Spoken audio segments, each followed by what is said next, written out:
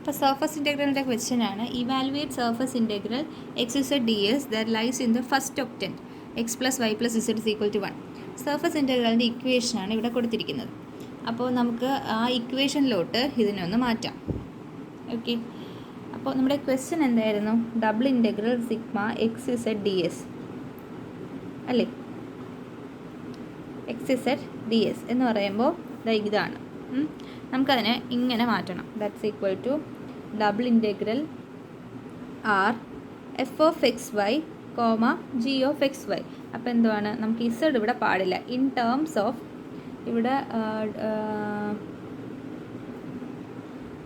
Z ഇവിടെ പാടില്ല. In terms of x വൈയിലോട്ട് മാറ്റണം. ഓക്കെ, നമുക്ക് കിട്ടിയിട്ടുണ്ട്. ഞാൻ അതിനോടൊപ്പം ഡോ ഇസഡ് ബൈ ഡോ എക്സും കാൽക്കുലേറ്റ് ചെയ്തു, do x by do y calculate ചെയ്തു, ഇക്വേഷനിലിട്ടു. അപ്പോൾ നമുക്ക് ഇവിടെ ഒരു √3 കിട്ടി. ആ √3 ഞാൻ പുറത്തിറക്കി. സോറി, ഈക്വൽ ടു അല്ല കേട്ടോ, √3 ഇൻറ്റു ആണേ.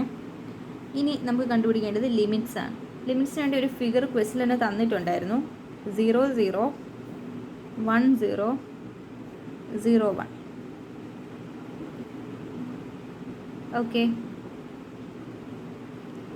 നമുക്കറിയാം ഇത് എക്സ് വൈ പ്ലെയിനിലാണ് ഇരിക്കുന്നത്. ഫസ്റ്റ് ഒക്ടൻ്റ് ആണ്, എക്സ് വൈ പ്ലെയിനിലാണെന്ന് കൺസിഡർ ചെയ്താൽ ഇസഡ് 0 എന്ന് കിട്ടും.